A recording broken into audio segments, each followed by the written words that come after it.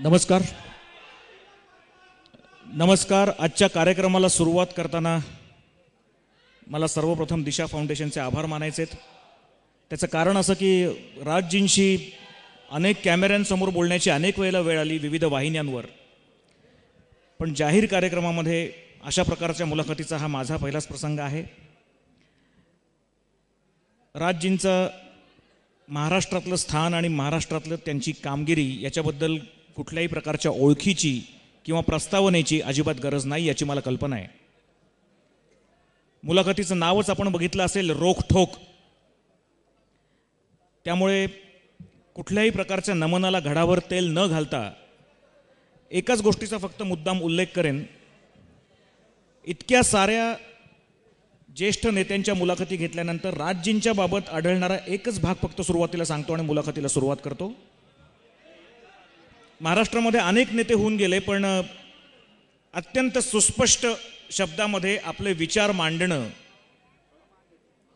कधी आक्रमकतेने ते कधी मृदूपणाने, कधी आपण ज्याला ह्युमर म्हणतो तशा मिश्किल कोपरखळ्या मारत, पण स्वतःचं म्हणणं ठामपणे मांडून, सगळ्यात मुख्य म्हणजे एखादी गोष्ट बोलल्यानंतर आपण ती गोष्ट बोललोच नाही असं नंतर डिनायल कधीही न देणारा नेता म्हणजे राज ठाकरे, अशी त्यांची ओळख करून देता येईल. आणि मला वाटतं याचं प्रत्यंतर आपण मागच्या 2 दिवसामध्ये घेतलेलं आहे. आपल्या मनात अनेक प्रश्न आहेत, अनेक राजकारण्यांच्या आणि पक्षांच्या मनातही अनेक प्रश्न आहेत. काही जणांच्या मनात धडकी भरलेली आहे, काही जणांना काय घडणार आहे हे कळत नाही आहे.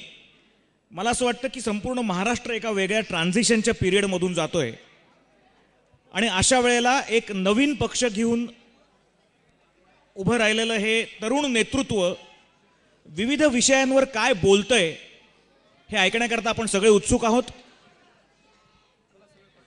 आजच्या मुलाखतीचं आणखी एक वैशिष्ट्य असं की ही मुलाखत म्हणजे काही राजजींच्या व्यक्तिमत्वाची ओळख नाहीये, ती करून द्यायची आवश्यकता नाहीये, पण स्वतः राजजी महाराष्ट्राच्या विकासाच्या किंवा महाराष्ट्राच्या वाटचालीबद्दल, भावी वाटचालीबद्दल नेमकं काय विचार करतायत, वेगळ्या वेगळ्या विषयांवर त्यांच्या डोक्यात काय आहे हे जाणून घ्यायचा हा प्रयत्न आहे. आणि मला असं वाटतं मी जे आज इथे बसलेलो आहे ते तुम्हा सगळ्यांच्या मनातले प्रश्न घेऊन बसलेलो आहे. विनंती एकच आहे की ही मुलाखत चालू असताना कृपा करून कुठल्याही चिठ्ठ्या, सजेशन्स पाठवू नकात, कारण तुम्हाला काय हवं आहे हे निश्चित माहिती आहे आणि त्यांनाही निश्चित माहिती आहे की त्यांना काय तुमच्यासमोर मांडायचं आहे. कमीत कमी वेळामध्ये जास्तीत जास्त विषयावरचे त्यांचे विचार आपण जाणून घ्यायचा प्रयत्न करूया. कुठल्याही पक्षीय अभिनिवेशाशिवाय महाराष्ट्राच्या हिताचा विचार म्हणून जेवढे जेवढे प्रश्न आपल्या डोक्यात आहेत तेवढे त्यांना विचारायचा मी प्रयत्न करेन. आणि माझी खात्री आहे आपल्या सगळ्यांच्या अपेक्षांची उत्तरं ते त्यांच्या मुलाखतीच्या उत्तरांमधून देतील. राज्य या मुलाखतीला आल्याबद्दल दिशा फाउंडेशनकडनं आणि चिंचवडच्या अनेक नागरिकांकडनं मी आपले मनापासून आभार आधीच मानतो. धन्यवाद.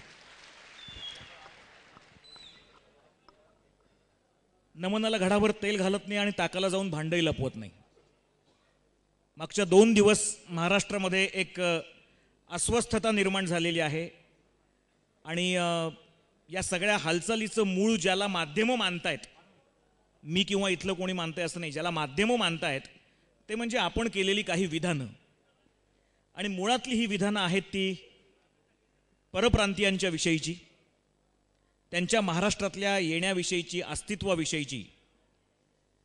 सुरुवातच मुलाखतीची मला इथून करायची आहे की आपण परप्रांतीयांच्या मुंबईत असण्याबद्दल, त्यांनी सण साजरे करण्याबद्दल किंवा त्यांनी त्यांच्या इतर गोष्टी करण्याबद्दल जे आक्षेप घेतलेत त्याची नेमकी कारणं काय? नाही, मला असं वाटतं की जे कोणी इतर परप्रांतातनं येतात मुंबईत, पुण्यात, महाराष्ट्रात, त्यांनी महाराष्ट्राची संस्कृती जोपासावी, आपल्या राज्याची संस्कृती इकडे जोपासू नये, एवढी फक्त माझी स्वच्छ भावना आहे.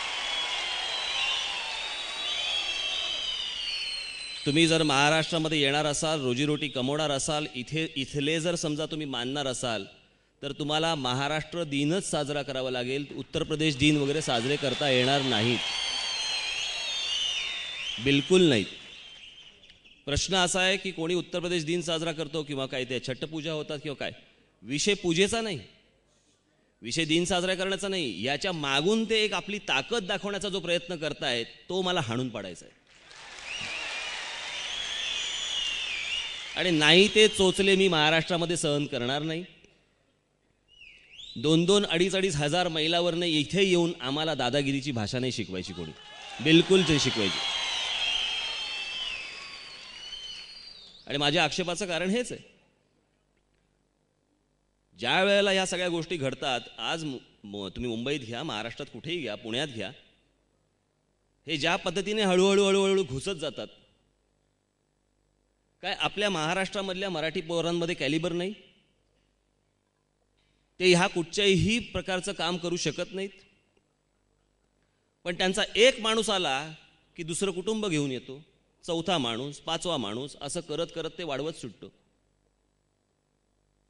माझं असं म्हणणं आहे, त्यांची जी राज्य आहेत ती मोठी करावीत. उत्तर प्रदेश मोठा करावा, बिहार मोठा करावा, तिकडच्या लोकांना तिकडे कामाला ठेवावं, त्यांचा उत्कर्ष करावा. मी प्रत्येक वेळेला एक आपल्याला सांगितलं जातं की या देशामध्ये बघितलं गेलं तर कोणत्याही राज्यामधला माणूस कुठच्याही राज्यामध्ये जाऊन राहू शकतो, असं घटनेमध्ये दिलंय. त्याच्या खालचं एक कलम आहे, ते प्रत्येक वेळेला टाळतात. त्याचं दुसरं कलम असं आहे, पण ज्या राज्यात तुम्ही जाल तिथल्या स्थानिक लोकांना तुम्ही उपद्रव करणार नाही, तुमचा त्रास होणार नाही, याची देखील काळजी घ्या. आणि प्रत्येक वेळेला हे डोस आम्हालाच पाजले जातात की कोणी कुठच्याही राज्यात जाऊ शकतं आणि कुठेही राहू शकतं. मान्य ना मला, पण तिथल्या स्थानिकांना तुम्ही त्रास देऊ शकता, तिकडच्या स्थानिकांचा रोजगार तुम्ही छीनू शकता, असं कुठेही लिहिलेलं नाही. छठ पूजेबद्दलच्या तुमच्या विधानाबद्दल काल संध्याकाळी रामविलास पासवानांनी असं एक विधान केलंय की महाराष्ट्रीयन माणसांनी जर दिल्लीमध्ये जाऊन गणेश चतुर्थी साजरी केली, त्याला जर बंदी झाली तर काय करायचं? गणेश चतुर्थी मला असं वाटतं हा काही फक्त मराठी माणसाचा सण नाही. गणपती हा संपूर्ण देशाचा आहे, जपानपर्यंत सगळेजण मानतात. हो, रामविलास पासवानकडे बघितल्यानंतर मला नाही वाटत तो शाळेत गेला असेल. आणि ह्या सगळ्या याच्यामध्ये यांना माहितीच नाहीत कोणत्या गोष्टी. तर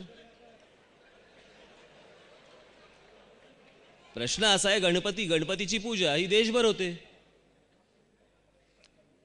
नॉर्थ इंडियामध्ये होते, साऊथ इंडियामध्ये होते, मध्य भारतामध्ये होते, सगळीकडेच होते.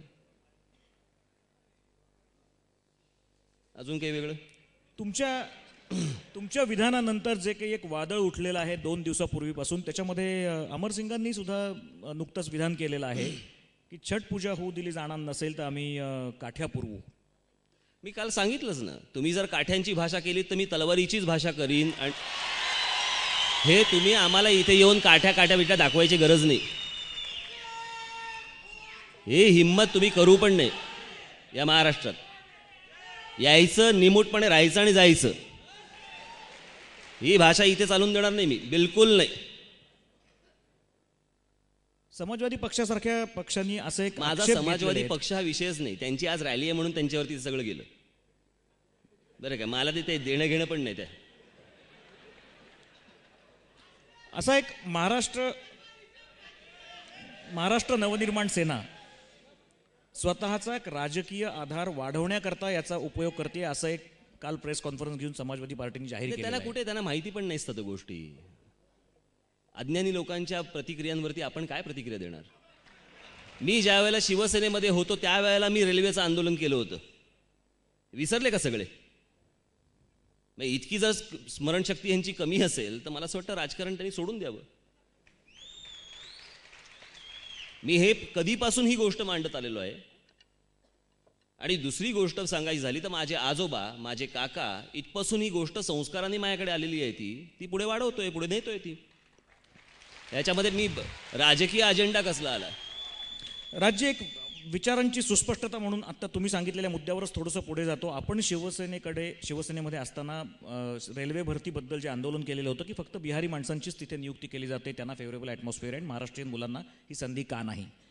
आता शिवसेनेकडनं तो मुद्दा थोडासा बाजूला ठेवला गेलेला आहे आणि त्याच वेळेला मनसेकडनं हा उचलला गेलेला आहे. कारण मी शिवसेनेत बाहेर गेलेलो, मी शिवसेनेमध्ये होतो त्यावेळेला तो शिवसेनेकडे मुद्दा होता. मी जेव्हा शिवसेनेतनं बाहेर पडलो तेव्हा तो माझ्याकडे मुद्दा, इकडे आला तो मुद्दा. आता साधी सरळ सोपी गोष्ट आहे ना, त्याचा काहीच प्रश्न नाही. थोडंसं बारीकसं विषयांतर होतंय, पण याच विषयानंतर ते झालेलं आहे म्हणून विचारतो. जया बच्चन यांनी असं विधान केलेलं आहे की आम्ही